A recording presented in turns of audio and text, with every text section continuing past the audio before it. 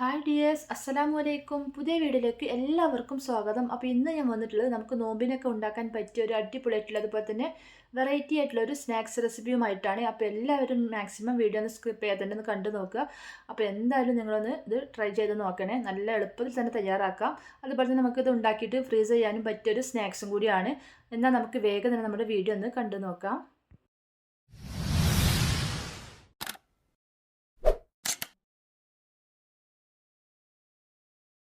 ആദ്യം തന്നെ ഒരു കുക്കറിലേക്ക് 200 ഗ്രാം ബോൺലെസ് ചിക്കൻ, 2 ഉരുളക്കിഴങ്ങ്, ഒരു 3-4 അല്ലി വെളുത്തുള്ളി, പിന്നെ ആവശ്യത്തിനുള്ള ഉപ്പ്, ഒരു 1/4 ടീസ്പൂണോളം കുരുമുളക് പൊടി ചേർത്ത് കൊടുക്കാം.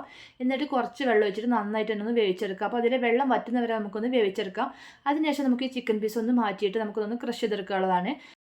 ഇനി ഇതിലേക്ക് കുറച്ച് വെജിറ്റബിൾസും കൂടി വേണം. ആദ്യം തന്നെ ഞാനൊരു പാൻ വെച്ച് കൊടുത്തിട്ടുണ്ട്. അതിലേക്ക് 2 ടീസ്പൂണ് ഓയിൽ ഒഴിച്ച് കൊടുക്കാം. എന്നിട്ട് ഇതിലേക്ക് പച്ചമുളക്, വെളുത്തുള്ളി ചെറുതായിട്ട് അരിഞ്ഞതും കൂടി ചേർത്തിട്ട് നന്നായിട്ട് ഒന്ന് വഴറ്റിയെടുക്കാം.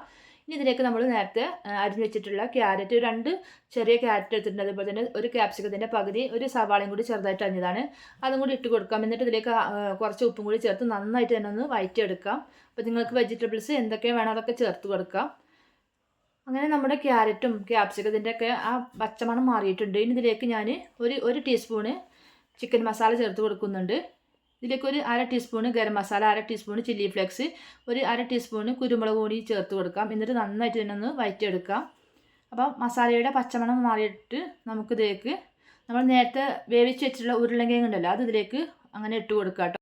എന്നിട്ട് നമുക്ക് ആ ഉരുളക്കിഴങ്ങ് ഇതുപോലെ നന്നായിട്ട് തന്നെ ഒന്ന് ഉടച്ചെടുക്കണം. ഒട്ടും കട്ടകളില്ലാത്ത നന്നായിട്ട് തന്നെ ഒന്ന് ഉടച്ചെടുക്കാം. അതിനുശേഷം നമ്മൾ നേരത്തെ ക്രഷ് ചെയ്ത് വെച്ചിട്ടുള്ള നമ്മുടെ ചിക്കനും കൂടി ഇതിലേക്ക് ചേർത്ത് കൊടുക്കാം.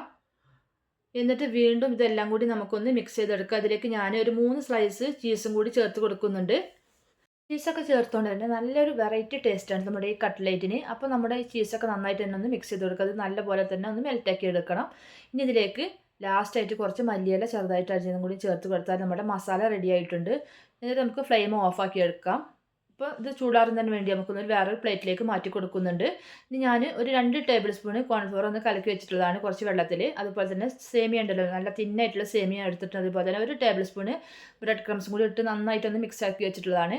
ഇനി നമുക്കിത് ഉണ്ടാക്കാൻ തുടങ്ങാം. ആദ്യം തന്നെ നമുക്ക് ഈ ചിക്കൻ്റെ ഈ മസാല കൊടുത്തുന്ന ഒരു ബോൾസ് ഇതുപോലെ ആക്കിയിട്ട് ഇതുപോലെ വീഡിയോയിൽ കാണുന്ന പോലെ തന്നെ ഒന്ന് ചെയ്തെടുക്കാം കേട്ടോ.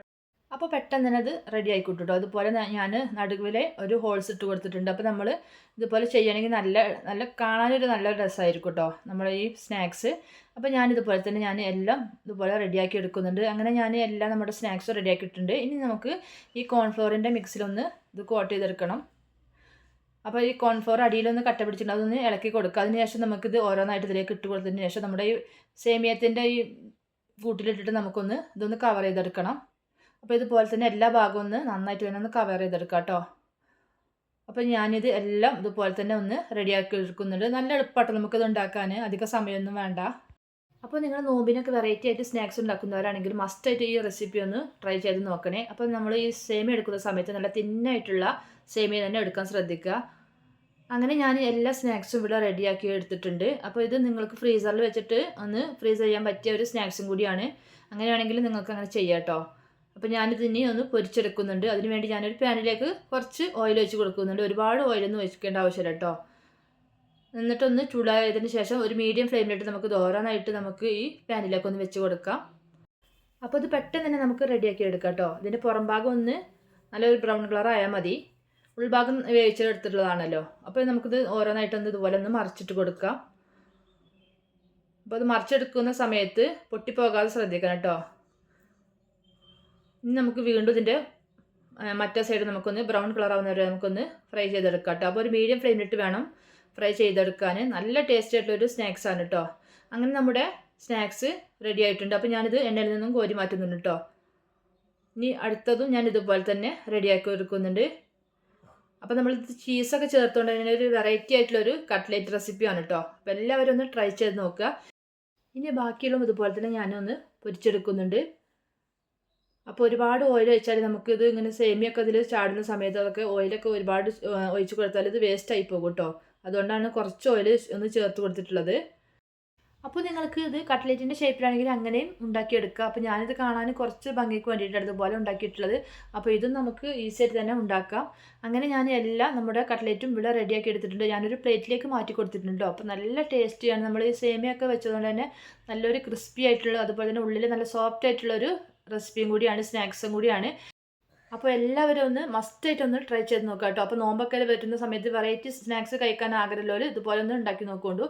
അപ്പോൾ എല്ലാവർക്കും തന്നെ ഇഷ്ടപ്പെടും കേട്ടോ. കുട്ടികൾക്കാണെങ്കിൽ ഒരുപാട് ഇഷ്ടപ്പെടും. അധികം സ്പൈസ് ഒന്നും ഇല്ലാത്തതുകൊണ്ട് തന്നെ നല്ല ഇഷ്ടപ്പെടും കേട്ടോ ഈ സ്നാക്സ്. അപ്പോൾ ഇന്നത്തെ എൻ്റെ ഈ സ്നാക്സ് വീഡിയോ ഇഷ്ടപ്പെടുമെന്ന് കരുതുന്നു. അപ്പോൾ നമ്മുടെ ചാനൽ ആദ്യമായിട്ട് കാണുന്ന കൂട്ടുകാരാണെങ്കിൽ ഒന്ന് മറക്കാതെ ഒന്ന് സബ്സ്ക്രൈബ് ചെയ്ത് സപ്പോർട്ട് ചെയ്യണേ. തൊട്ടടുത്തുള്ള ബെൽ ബട്ടൺ കൂടി ഒന്ന് എനേബിൾ ചെയ്ത് അതിൽ ഓൾ ഓപ്ഷൻ കൊടുക്കുകയാണെങ്കിൽ ഞാൻ വീഡിയോ ഇടുന്ന സമയത്ത് അപ്പോൾ തന്നെ നിങ്ങൾക്ക് അതിൻ്റെ നോട്ടിഫിക്കേഷൻ കിട്ടുന്നതാണ്. അപ്പോൾ എല്ലാവരും ഒന്ന് മറക്കാതെ ഒന്ന് സപ്പോർട്ട് ചെയ്യാൻ മറക്കരുതേ. അപ്പോൾ ഇന്നത്തെ എൻ്റെ ഈ ടേസ്റ്റി ആയിട്ടുള്ള റെസിപ്പി നിങ്ങൾക്ക് ഇഷ്ടപ്പെടുമെന്ന് കരുതുന്നു. അങ്ങനെ ഇഷ്ടപ്പെടുകയാണെങ്കിൽ ഞാൻ എപ്പോഴും പറയുന്ന പോലെ തന്നെ ലൈക്ക് ചെയ്യാനും കമൻറ്റ് ചെയ്യാനും ഷെയർ ചെയ്ത് സപ്പോർട്ട് ചെയ്യാനൊന്നും മറക്കരുത്. അപ്പോൾ നെക്സ്റ്റ് വീഡിയോ നല്ലൊരു അടിപൊളി റെസിപ്പിയുമായിട്ട് വീണ്ടും കാണാം. അതുവരെ എല്ലാവർക്കും ബൈ. Thank you.